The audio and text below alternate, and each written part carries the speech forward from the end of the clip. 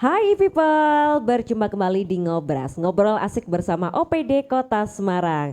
Dan kali ini kita sudah berada di kantor Bawaslu Kota Semarang karena kita akan mengangkat tema tentang bersama awasi pemilu. Dan kita sudah menghadirkan narasumber yang luar biasa yaitu Ketua Bawaslu Kota Semarang Bapak Arif Rahman SHMH. Pak Arif apa kabar?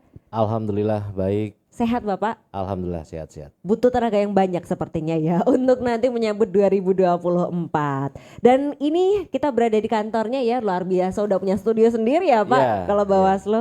Biasanya buat apa ini Pak berarti di sini? Ini itu menjadi bagian program kehumasan kami ya, Hmm. yang ada di channel YouTube kami dengan program integritas. Integritas itu informasi berkualitas untuk demokrasi. Oh, ternyata bahkan punya program Ya, sendiri ya. Ini nanti juga bisa disaksikan ya selain di YouTube channelnya Semarang Pemkot bisa di YouTube channelnya Bawaslu Kota Semarang. betul. Baik, karena sekarang sudah di penghujung Oktober begitu ya, sudah mau masuk November, artinya kurang lebih 4 bulanan lagi lah kita nanti akan mengadakan pemilu 2024. Sudah mulai tambah panas nih Pak berita-beritanya ya untuk pengumuman bacawa pres, baca pres Baca begitu. pres betul. Dan masyarakat pun semakin excited begitu untuk menyambut nanti ada pemilu 2024. Tapi kemudian kalau kemarin kita sudah membahasnya dengan KPU Kota Semarang, sekarang kita juga akan membahasnya bersama dengan Bawaslu Kota Semarang yang mana tugasnya pasti untuk mengawasi Mengawasi. pemilu. Nah, tapi kalau untuk dijelaskan lebih lanjutnya Pak, pengawasan yang dilakukan oleh Bawaslu itu seperti apa terkait juga dengan tugas dan peran dari Bawaslu? Ya, jadi kalau tugas pengawas pemilu sebagaimana diatur di dalam Undang-Undang 7 tahun 2017 itu tentu salah satunya adalah mengawasi seluruh tahapan. Nah, kalau kita simak hari ini sampai dengan nanti jelang di bulan Februari itu berarti kan tersisa sekitar 4 bulan ya. Padahal kalau kita mau tarik mundur, tahapan ini sudah berlangsung dari bulan Juni tahun 2022. Jadi nggak terasa ini sebetulnya ini ya. Sudah dari bulan Juni yang lalu tahapan ini sudah berproses. Diawali dengan adanya pendaftaran partai politik. Jadi kan kontestasi ini memang harus ada peserta pemilu.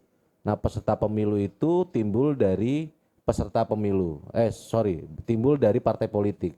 Partai politik yang kemudian memenuhi syarat mendaftarkan diri sampai kemudian ditetapkan partai politik. Nah, kalau di Kota Semarang ini ada 18 partai politik yang nantinya akan ikut kontestasi dan beberapa tahapan yang sudah berlangsung, salah satunya itu pemuktahiran data pemilih, kemudian pendaftaran bacalek ya untuk di DPRD Kota Semarang, dan tanggal 4 November besok itu adalah penetapan daftar calon tetap. Jadi pencalonan ini mulai dari pendaftaran, kemudian ada verifikasi, bahkan ada proses faktualisasi dokumen. Kalau kemudian ada keraguan-raguan dari penyelenggara maupun temuan dari pengawas, kemudian dilakukan verifikasi faktual. Ada beberapa ijazah yang kemudian kami lakukan verifikasi faktual, bahkan sampai ke luar daerah. Kita lakukan untuk memastikan keabsahan terkait dengan ijazah-ijazah bagi para bacalek yang mendaftarkan diri.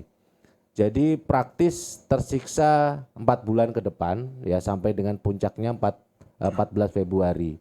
Nah, untuk menuju 14 Februari ini ada tahapan yang menurut kami ini cukup krusial karena memang ruang lingkup itulah yang nanti akan banyak menyita perhatian ya. Banyak menyita perhatian yang dimaksud adalah tahapan kampanye. Tahapan kampanye ini nanti akan dimulai di tanggal 28 November sampai dengan 10 Februari.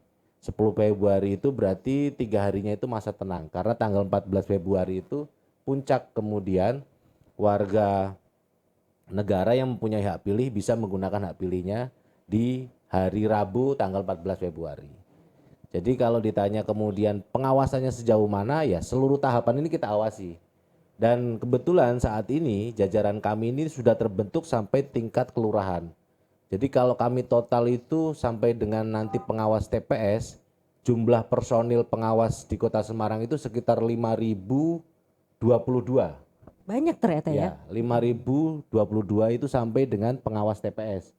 Karena TPS ini kan di Kota Semarang jumlahnya ada 4.646. Ya, ada sejumlah 4.646 yang mana setiap TPS-nya itu ada pengawas TPS-nya. Nah, untuk pengawas TPS ini nanti terbentuknya itu kan 23 hari sebelum pemungutan. Artinya kalau dihitung mundur 14 Februari berarti Januari ya. Januari itu sudah terbentuk. Nah, mungkin proses tahapan sosialisasi kami, kemudian masyarakat yang memenuhi syarat ini mendaftar ya perkiraan nanti di bulan-bulan Desember. Nah, sejumlah 5.000 sekian itu kalau kemudian dimaksimalkan ya berarti kan hanya di ruang lingkup tertentu saja ya. Artinya belum tentu bisa mengcover seluruh wilayah Kota Semarang karena Kota Semarang ini DPT yang kemarin ditetapkan itu hampir 1,2 juta. Belum lagi kontestan. Kontestan kalau untuk DPRD Kota Semarang itu dari 18 partai politik dihitung kurang lebih ada 650 bacalek. Padahal yang diperebutkan hanya 50 kursi untuk di Kota Semarang, ya. Belum nanti DPRD provinsi, belum nanti DPR RI, DPD, bahkan nanti Presiden Wakil Presiden. Artinya jumlah jajaran kami yang sejumlah 5.000 itu akan lebih mantap, akan lebih maksimal dengan kemudian adanya partisipasi dari masyarakat itu sendiri. Begitu. Oke, ini kalau ngomongin soal angka memang menarik ya. Ya, Walaupun Bawaslu Kota Semarang baru terbentuk di tahun 2018 ya. 2018. Yang mana ini dari segi SDM juga sebenarnya tidak banyak ya Pak ya. Ya, Tapi kemudian tadi pasti dengan bantuan dari masyarakat betul. untuk mengawasi pemilu ini bisa menjadi lebih efektif. Jadi sangat dibutuhkan ini peran dari masyarakat untuk turut serta ya Pak ya. Sangat dibutuhkan. Bahkan kami mengatakan ya pengawas sejati itu ya di masyarakat itu sendiri. Karena kan yang ruang lingkupnya itu dekat dengan kontestasi itu ya masyarakat itu sendiri. Dan jajaran kami yang tadi jumlahnya hanya sekian persen dari jumlah penduduk di Kota Semarang ini ya harapannya bisa menjadi kanal ya, kanal untuk menerima informasi, menerima laporan dari tadi keikutsertaan masyarakat dalam hal berpartisipasi. Oke, baik. Dan kita juga akan mengulas lebih dalam tentang angka-angka dalam pemilu melalui video berikut ini. Indahnya Indonesia, terlebih jika dipimpin oleh sosok yang berangkat dari suara dan aspirasi rakyat. Dipilih secara langsung, umum, jujur, dan adil oleh rakyat. Pemenang di hati rakyat, bukan mereka yang melakukan segala cara untuk menang.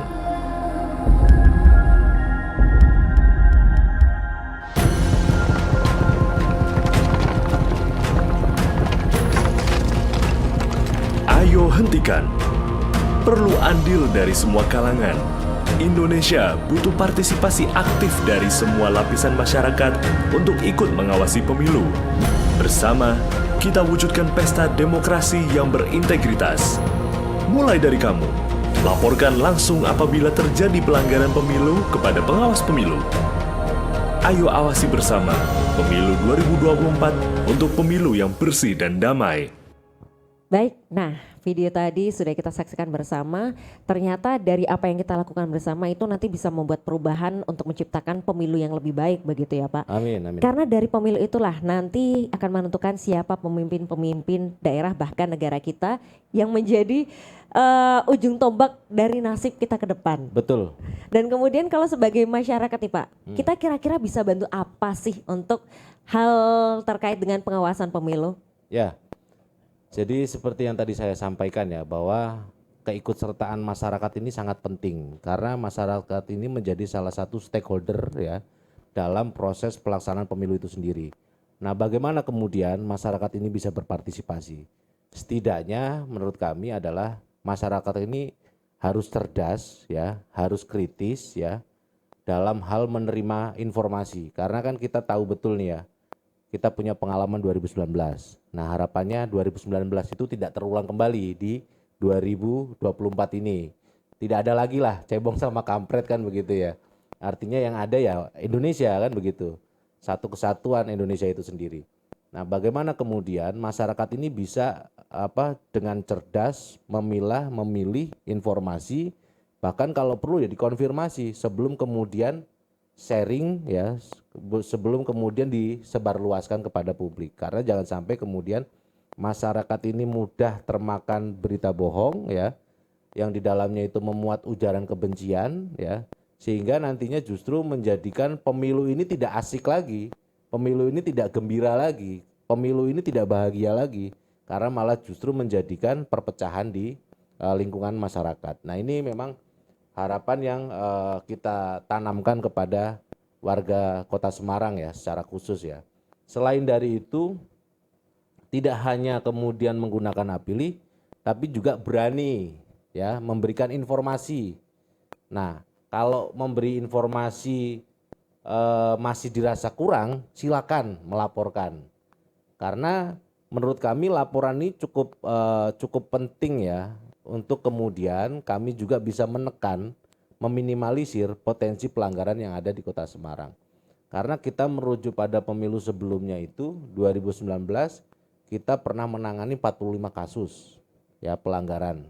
Kemudian di 2020 jumlahnya masih sama 45. Nah, kami berharap di 2024 untuk pemilu ini itu setidaknya akan ada penurunan lah. Nah, penurunan ini bagian dari bagaimana Bawaslu melakukan pencegahan secara optimal. Jadi ada perubahan paradigma ya. Kalau yang lalu itu mungkin kita lebih kepada menindak ya. Ada pelanggaran langsung kita tindak, ada pelanggaran langsung kita proses.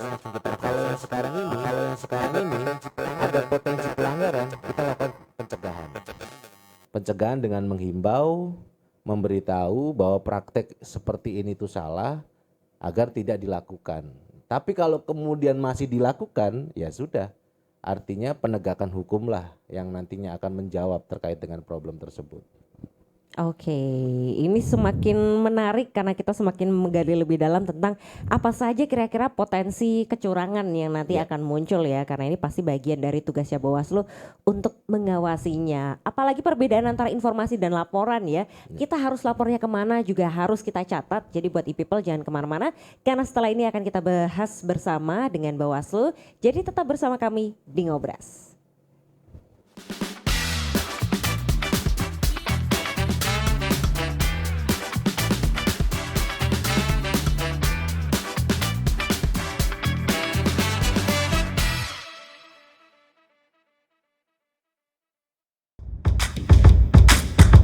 Pemerintah Kota Semarang menyajikan sederetan program berkualitas yang tidak hanya menghibur, namun juga menyajikan informasi penuh inspirasi. Ngobrol bersama OPD Kota Semarang, membahas seputar informasi aktual Kota Semarang.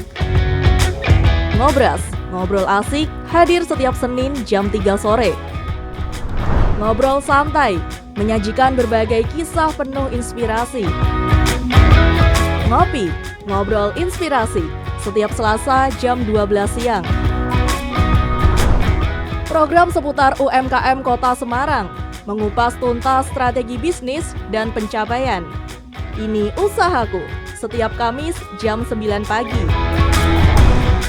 Menjelajahi setiap sudut Kota Semarang, mengulas sejarah dan kisah lintas generasi. Jelajah Semarang, setiap Jumat jam 9 pagi. Mereview berbagai olahan makanan Semarang, mengulik kenikmatan kuliner Semarang. Kulineran, kulik jajanan Semarang, setiap Sabtu jam 9 pagi. Mengeksplorasi potensi dan keunikan setiap kelurahan di Kota Semarang. Plesiran, perjalanan eksplorasi kelurahan Kota Semarang. Tayang di hari Minggu jam 9 pagi. Saksikan hanya di channel YouTube Semarang Pemkot.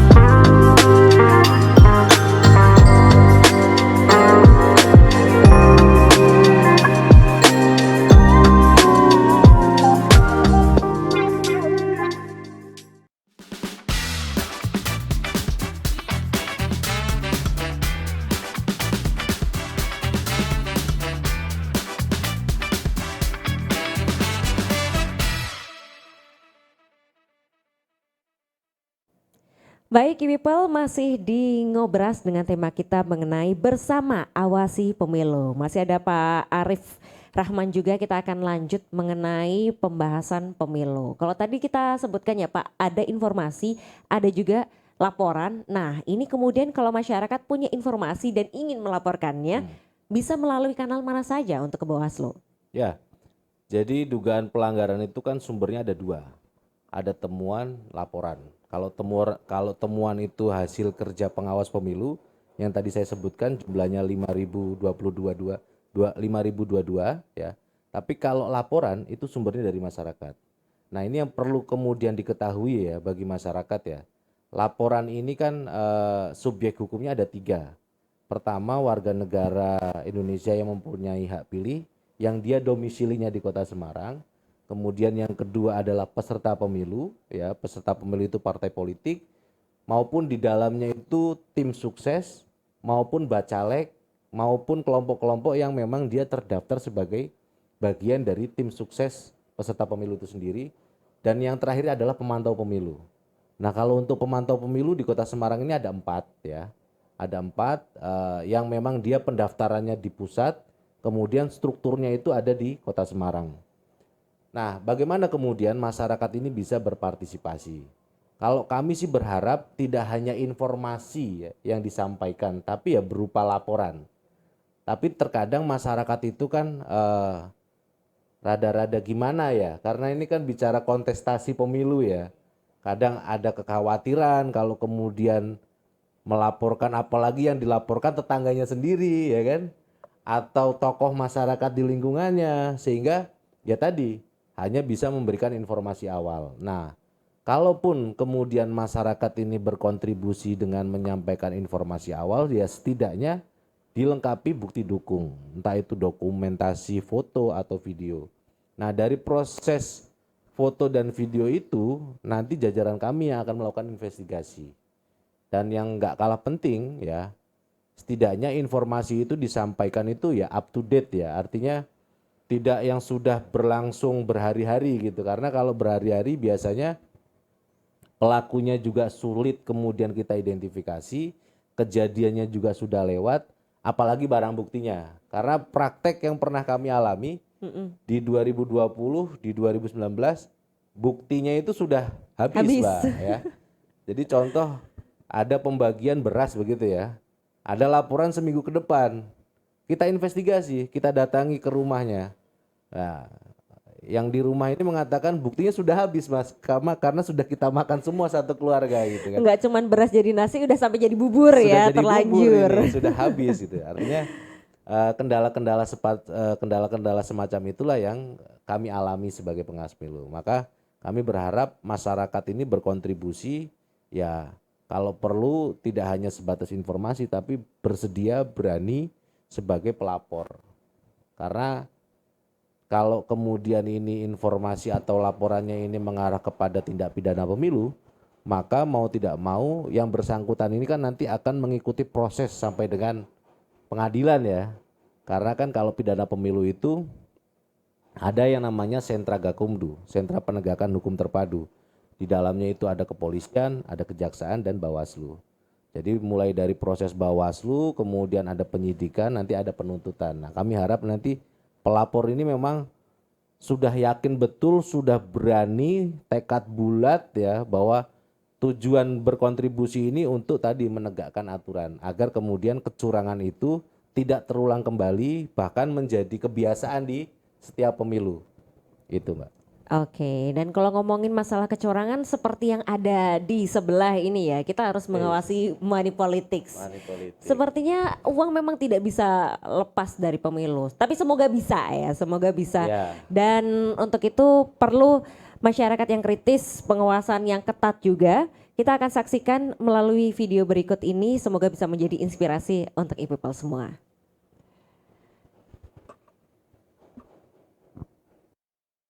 Kita semua tahu, pemimpin-pemimpin di Indonesia dipilih langsung oleh seluruh rakyatnya, termasuk kamu. Tapi ada cara-cara yang tidak diperbolehkan dalam mengambil hati calon pemilih. Salah satunya, politik uang. Memang, yang di depan mata terlihat menggiurkan meski sedikit. Namun ingat, itu semua hanya jebakan untuk niat licik yang berbahaya. Bayangkan, sesuatu yang besar dimulai dari praktik yang buruk, kemudian menimbulkan dampak yang sangat berbahaya untuk masa depan Indonesia. Mulai dari kamu, jangan terima segala bentuk suap. Ayo awasi bersama. Tolak politik uang untuk pemilu yang bersih dan damai. Nah, itu tadi sudah kita saksikan bersama, tolak politik uang. Jangan mau ya. Kirain tadi mau diterima Pak. Ternyata enggak ya, nggak boleh dong, nggak boleh. Jadi kita harus menentukan sikap ya. Tidak hanya mencegah bagi para pelaku dalam pemilu ini, peserta pemilu untuk tidak melakukan politik uang. Tapi kita pun sebagai masyarakat yang menjadi sasarannya juga harus bisa bersikap tegas begitu ya. Nah, kalau ini terjadi di masyarakat, seharusnya apa yang kita lakukan Pak? Ya, kami punya tagline, Mbak. Jadi masyarakat itu harus berani untuk menolak dan melawan politik uang. Kenapa menolak? Karena tadi ya, kita paham betul bahwa kita tidak pengen pemilu ini dicederai karena ada transaksional dalam proses pemilu itu sendiri. Kenapa melawan? Ya bentuk kepedulian masyarakat untuk kemudian melaporkan kepada kami. Karena kalau kemudian masyarakat ini tidak memberikan informasi, tidak melakukan laporan kepada kami, bagaimana kemudian kami ini mau menegakkan aturan? Karena tadi jumlah kita yang sejumlah 5.000 itu saya yakin betul tidak bisa menjangkau secara menyeluruh ya wilayah Kota Semarang. Jadi penting kiranya masyarakat itu dengan punya sikap ya untuk kemudian menolak praktek politik uang. Nah, program apa yang kemudian menjadi langkah strategis kami ya? Di 2019, di 2020 kami memang ada anggaran untuk membentuk kelurahan anti politik uang.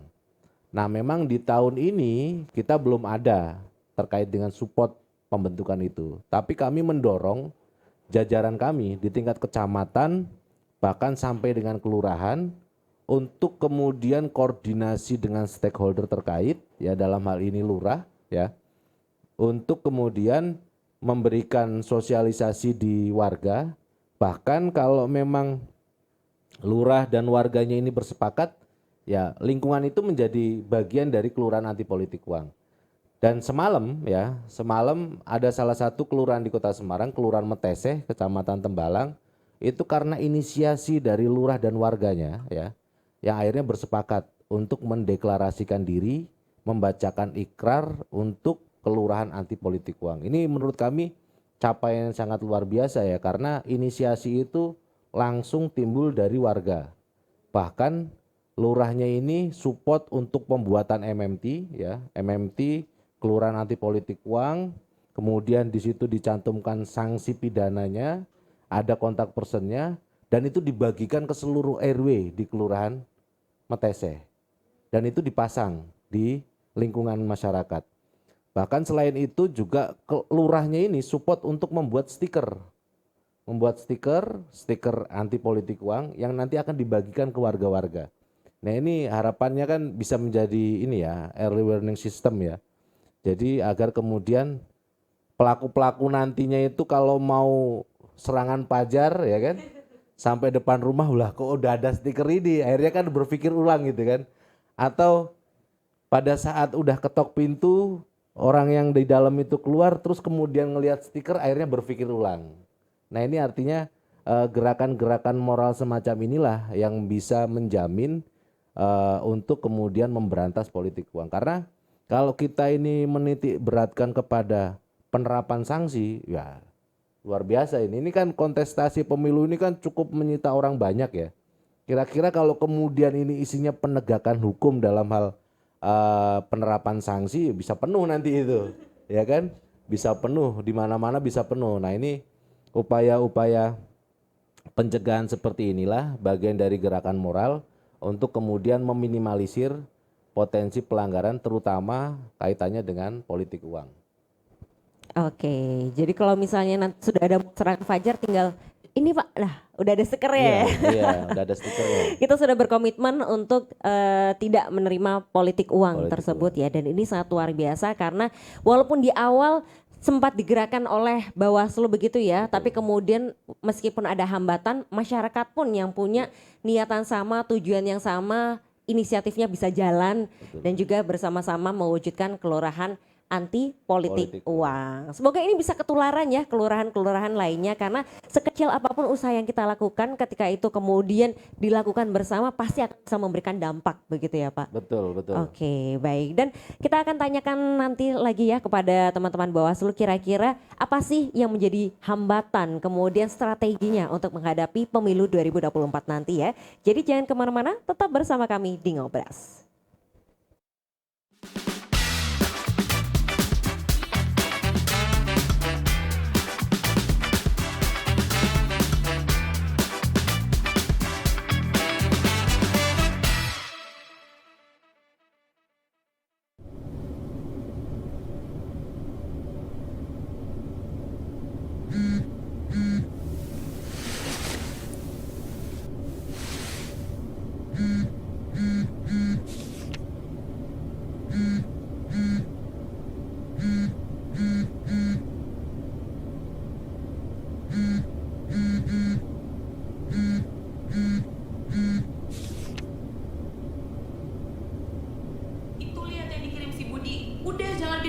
Ya kan nggak bisa gitu nilai orang cuma dari berita. Kamu nggak percaya? Mau golongan kita kenal lagi?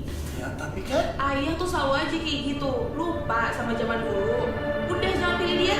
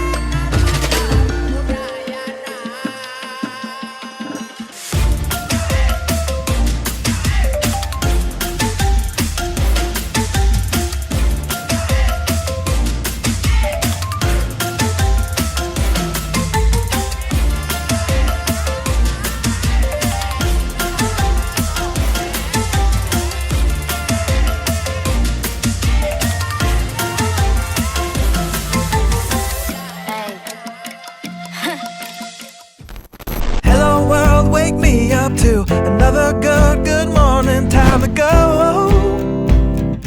Halo sedulur Semarang, udah pada tahu belum? Kalau di kota Semarang ada wisata keluarga yang asyik, yaitu Taman Lele.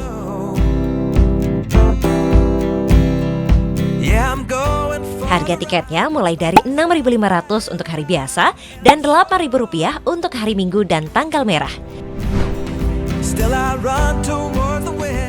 Di sini tersedia berbagai fasilitas seperti jogging track, panggung untuk pertunjukan kesenian, dan kolam renang dengan tiket seharga Rp7.500 aja. Penginapan dengan 10 kamar ini harganya mulai Rp200.000 aja. Wisata Taman Lele memang cocok banget jadi tempat untuk menghabiskan waktu bersama keluarga. Siapkan jadwalmu sekarang untuk berlibur ke Taman Lele, Kota Semarang.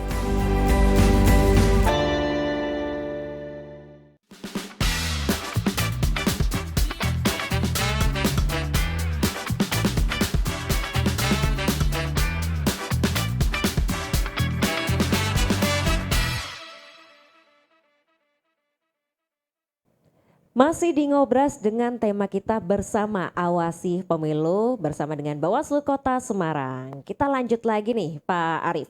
Kalau kita lihat pasti menjelang di masa kampanye ataupun bahkan mulai dari sekarang ya, hoax, ujaran kebencian ini sudah banyak bermunculan ya, dan banyak sekali menghiasi di pemilu tahun sebelumnya 2019 begitu ya. Dan jika kita lihat di setiap tahunnya ini polanya berubah. Strateginya juga berubah. Lalu apa yang dilakukan Bawaslu untuk melakukan pencegahan-pencegahan atau mungkin bahkan sudah membuat prediksi nih bagaimana tren yang nanti akan muncul, Pak? Ya, roman-romannya sih trennya sepertinya nggak jauh-jauh beda nih ya dengan 2019. Maka kemudian kami Bawaslu sudah ada upaya pencegahan ya. Bahkan beberapa waktu yang lalu Bawaslu ini sudah melakukan kerjasama ya dengan platform media sosial untuk kemudian ikut juga mengawasi penyebaran informasi-informasi yang berupa ujaran kebencian maupun berita bohong. Bahkan kalau ada akun-akun yang ini dicurigai menyebarkan berita bohong atau ujaran kebencian, ini bisa kemudian di take down. Nah kalau akunnya ini fake gitu ya, atau akun yang nggak bernama gitu, atau robot lah, itu memang rada sulit. Artinya hilang satu bisa tumbuh 1000 ini kan. Tapi bagi person-person yang dia itu memang sudah punya banyak pengikut ya, karena terjerembab terkait dengan berita bohong, ujaran kebencian, dia ikut serta menyebarluaskan dan konsekuensinya akunnya bisa di take down. Ini kan sayang, sangat apa ya, sangat disayangkan ya. Sudah merawat akun bertahun-tahun ya karena hanya keprovokasi terkait dengan ujaran kebencian, berita bohong, terus kemudian ikut menyebarluaskan dan itu menjadi bagian akun yang kemudian dilaporkan ya. Dan konsekuensinya tadi di take down. Ini kan sangat disayangkan. Jadi upaya pencegahan kami ya di media sosial kami juga pun masif menyampaikan informasi itu. Bahkan kami berencana untuk kami punya jajaran ini juga nantinya membantu menyebarluaskan ya informasi yang benar. Kami ini kan punya jajaran ya, yang tadi saya sebutkan 5.000 sekian itu. Nah, jajaran kami ini nanti akan coba kita maksimalkan juga untuk turut serta menyebarkan informasi-informasi benar di media sosial. Karena jangan sampai kemudian kita membuat informasi apa, kemudian komentarnya itu isinya komentar yang dalam tanda petik lah. Dan harus ada counter, harus ada informasi yang benar. Nah ini nanti yang menjadi fokus kami untuk kemudian ruang lingkup media sosial ini juga bisa menjadi ruang yang kemudian untuk mensterilkan ya, untuk meluruskan informasi-informasi yang salah, terutama di tahapan pemilu ya, termasuk tadi hasil pengawasan yang dilakukan oleh Bawaslu. Oke, baik. Dan kemudian kalau kita bicara soal praktek-praktek seperti itu ya, ini kan kembali lagi meskipun jajarnya banyak ya Pak, 5.000, tapi kemudian apakah ini masih kurang dibanding dengan jumlah masyarakat kita yang begitu banyak terutama di Kota Semarang ya? Ya, itu salah satu hambatan ya Mbak ya. Jadi hambatan kami ini mulai dari proses rekrutmen pengawas TPS, tetapi kami diuntungkan saat ini karena ada perubahan undang-undang. Yang lalu itu kan minimal 25 tahun. Nah perubahan undang-undang di Undang-Undang Nomor 7 Tahun 2023 itu pengawas ad hoc, pengawas di tingkat kecamatan sampai dengan pengawas TPS itu syarat minimalnya 21 tahun. Oke, kelihatannya memang masalah umur ini jadi trending topik ya Pak ya. Tapi bukan masalah umur itu ya.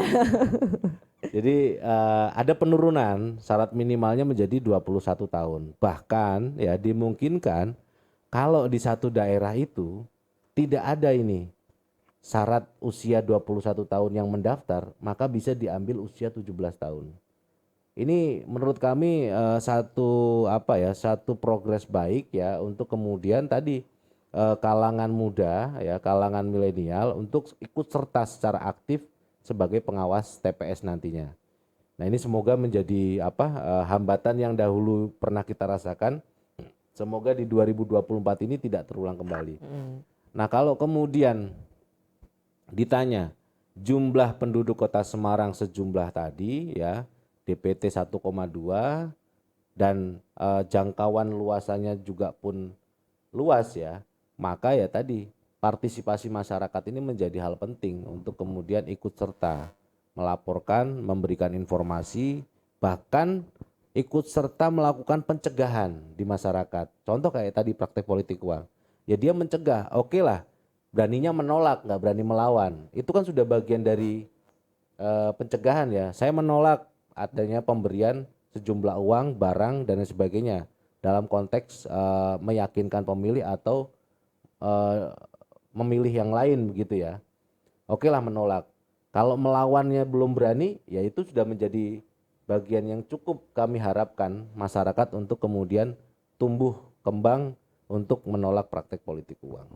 Oke, baik. Nah ini kemudian kalau tadi disebutkan ada perubahan undang-undang yang menguntungkan untuk Bawaslu ya, sehingga kalangan dari generasi muda bisa ikut terjun dalam proses pengawasan pemilu. Tapi apakah sudah mulai terasa Pak perbedaannya dengan ada perubahan undang-undang itu? Karena sepertinya kan memang mahasiswa ini kalangan yang sangat kritis ya, tapi apakah mereka bersedia juga untuk turun? Ya, jadi kami ini di Kota Semarang itu ada MOU dengan beberapa fakultas di Universitas di Kota Semarang. Kurang lebih ada 10 lebih lah fakultas hukum yang ada di Kota Semarang yang sudah terjalin MOU dengan kami. Dan kami pun mendorong ya mahasiswanya khusus yang berdomisili di Kota Semarang. Karena kan pengawas TPS ini kan yang kami harapkan ya orang yang berada di lingkungan TPS itu sendiri kan. Agar kemudian tahu ini siapa aktornya, siapa KPPS-nya, siapa orang-orang yang nanti akan harus dilindungi hak pilihnya. Artinya kan pengawas TPS adalah orang yang terdekat di lingkungan TPS itu. Nggak bisa kemudian orang jauh kemudian ditempatkan di TPS yang dia tidak kenal. Ini kan risiko. Nah, itu juga sudah kami informasikan ke beberapa fakultas di Kota Semarang ya, untuk kemudian tadi bisa mendorong mahasiswanya bagian dari apa namanya KKL atau KKN itu ya. Artinya kuliah kerja nyata ya di situ. Bagi kemudian mahasiswa-mahasiswa yang ingin mengetahui seberapa penting proses pemilu itu di hari H pada tanggal 14 Februari. Dan alhamdulillah responnya positif dan beberapa fakultas, beberapa kampus sudah juga akan merencanakan ke sana. Nah ini kami nanti akan kita tunggu progresnya.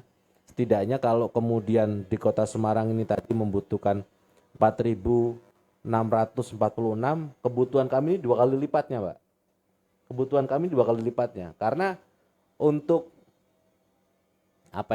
untuk jagani ada problem pengawas TPS. Pengawas TPS ini kan kerjanya 1 bulan, 30 hari, 23 hari sebelum pemungutan dan berakhir 7 hari setelah pemungutan. Nah selama 30 hari ini kan kita nggak tahu ini apa kemudian ada kendala apa, sakit dan sebagainya, tidak bisa menjalankan tugas, maka harus ada penggantinya. Maka di setiap TPS itu kita rencanakan setidaknya tersedia 2 orang. Artinya 4.646 itu kali 2 itu jumlah kebutuhannya. Jadi 1 yang terpilih, 1 ini untuk pergantian antar waktu. Oke, baiklah. Jadi semoga nanti semakin banyak ya, tidak hanya dari universitas, tapi mungkin dari organisasi lainnya juga bisa turut membantu dalam proses pengawasan pemilu ini. Nah, kemudian masih kaitannya dengan pemilu kalau sekarang nih Pak, kita kan sudah mulai lihat ya di jalan-jalan, foto-foto terpampang begitu kan. Ini gimana Pak sebenarnya untuk dari sisi hukumnya nih? Ya, jadi kalau bicara hari ini memang belum masuk tahapan kampanye ya. Tahapan kampanye itu baru akan dimulai nanti tanggal 28 November sampai dengan 10 Februari. 3 hari sebelum pemungutan dan penghitungan suara. 3 hari ini masa tenang ya. Jadi hari ini itu sebetulnya masuk tahapan sosialisasi. Tahapan sosialisasi yang dimaknai secara regulasi di dalam PKPU 15 itu adalah peserta pemilu. Peserta pemilu hari ini kami mengatakan hanya partai politik. Ya, hanya partai politik peserta pemilu itu. Peserta pemilu ini boleh kemudian sosialisasi. Mungkin mbaknya mungkin ya bisa melihat lah setiap hari mungkin ya ada di tayangan TV kan begitu ya. Tapi kan tidak ada kemudian di situ ajakan untuk mencoblos, memilih dan sebagainya. Karena sifatnya hanya sosialisasi. Dan periode sekarang ini berbeda dengan tahun 2019. Tahun 2019 itu kampanye itu hampir 7 bulan, Mbak. Panjang kampanyenya. Nah, yang periode ini kampanyenya itu waktunya itu diperpendek. Jadi hanya terhitung 75 hari. Dari bulan November sampai dengan Februari itu tinggal 75 hari, berbeda dengan pemilu sebelumnya. Nah, maka kami hari ini memang sudah melakukan identifikasi ya. Adakah alat peraga sosialisasi yang menyerupai kampanye? Kan ada ya, alat peraga yang sifatnya dia hanya sosialisasi aja itu, hanya nampang foto gitu kan. Ada nampang foto, ada yang bawa hewan peliharaan juga ya, dan lain sebagainya. Yaitu bentuk sosialisasi ya, yang menurut kami masih diperbolehkan. Tapi kalau kemudian sosialisasinya itu bukan lagi sosialisasi ini udah komplit. Ada foto, ada kolom-kolom beserta nama, dan satu lagi ada simbol paku gitu ya. Oh. Simbol paku ya. Nah kalau sudah ada simbol paku kayak gitu berarti kan sudah muatannya sudah bukan lagi sosialisasi ini ya, tapi ngajak untuk memilih, untuk mencoblos. Nah itu yang sedang kita identifikasi. Dan nanti hasil identifikasi ini akan kami sampaikan kepada Satpol PP selaku penegak perwal ya, untuk kemudian ditertibkan. Jadi ya kalau saya mengatakan baiknya peserta pemilu yang di dalamnya ada bacalek ya sabar dulu lah. Masih ada 75 hari ke depan yang nanti memang ruang lingkupnya itu boleh untuk melakukan kampanye ya. Silakan kemudian dimaksimalkan ruang itu, tahapan itu. Nah untuk yang sekarang ini ya akan ada konsekuensi. Konsekuensinya kalau terkait dengan pemasangan alat peraga sosialisasi yang menyerupai kampanye seperti itu, yang dia melanggar perwal terkait dengan pemasangan reklame atau melanggar keindahan tata ruang kota ya, maka konsekuensinya ditertibkan. Nah kalau ditertibkan kan berarti eman-eman ya. Sudah dipasang, sudah ganteng-ganteng, sudah cantik-cantik ya, hilang gitu kan, ditertibkan. Nah inilah yang perlu diketahui oleh masyarakat. Dan memang di Kota Semarang ini kan cukup luas wilayahnya dan memang terpasang banyak. Dan problemnya adalah tadi resource yang kemudian untuk melakukan penertiban. Karena kami sendiri belum bisa kemudian terlibat secara aktif menertibkan. Maka potensi kemudian kami akan melakukan penertiban itu kalau sudah nanti ditetapkan sebagai bacalek. Jadi artinya yang terpasang sekarang ini kan belum tentu, Mbak. Bisa jadi hari ini mereka memasang ternyata di tanggal 4 November itu namanya nggak keluar. Ya kan? Iya. Atau bisa jadi yang sudah terpasang hari ini sudah yakin nih tanggal 4 November itu sudah keluar gitu ya namanya ya. Artinya pasca 4 November subjek ini kan sudah definitif. Subjek ini sudah tetap sebagai peserta yang nanti akan berkontestasi di tahapan kampanye bahkan di pemungutan. Nah, maka dari tanggal 4 November sampai dengan 28 November itu kan ruang yang sebetulnya tidak diperbolehkan bagi pihak-pihak yang sudah definitif untuk melaksanakan kegiatan yang menyerupai kampanye. Nah, maka ruang-ruang itulah yang nanti akan kita coba maksimalkan untuk melakukan penertiban. Baik, nah itu tanggal-tanggal yang harus kita catat juga ya, kapan masa kampanye, kapan nanti akan ada masa tenang, dan juga nanti sebelum kita akan mencoblos di tanggal 14 Februari. Jadi ini masih sosialisasi begitu ya Pak ya. Baik, dan banyak sekali tentunya yang pengen kita bahas sebenarnya ya terkait dengan pemilu. Tadi kita belum sempat ngomongin tentang netralitas ASN gitu-gitu ya Pak ya. Kelihatannya harus ada part-part selanjutnya juga ya. Sepakat. Atau kalau enggak untuk people bisa nanti nonton silahkan di YouTube channelnya Bawaslu Kota Semarang juga ya Pak. Ya. Yang pasti pembahasannya lebih mendalam untuk masalah pemilu 2024. Terima kasih banyak Pak Arief atas waktunya. Sama-sama. Semoga tadi yang disampaikan bisa menjadi pencerahan bagi kita dan juga persiapan bagi kita para calon pemilih untuk bisa bersikap lebih kritis dan tegas dalam menghadapi berbagai macam godaan yang nanti akan datang. Dan jangan lupa untuk saksikan Ngobras yang tayang setiap hari Senin jam 3 sore di YouTube channel Semarang Pemkot, dan di subscribe juga ya karena kita punya banyak program lainnya. Di hari Selasa besok ada ngobrol inspirasi inspirasi, kemudian di hari Kamis ada Ini Usahaku, di hari Jumat ada Jelajah Semarang, di hari Sabtu ada kulineran, dan di hari Minggu ada pelesiran. Kalau gitu saya Hani Nurmalita beserta Pak Arief, mohon pamit undur diri, jangan lupa ayo awasi bersama, Bawaslu mengawasi. Terima kasih dan sampai jumpa. Sampai jumpa.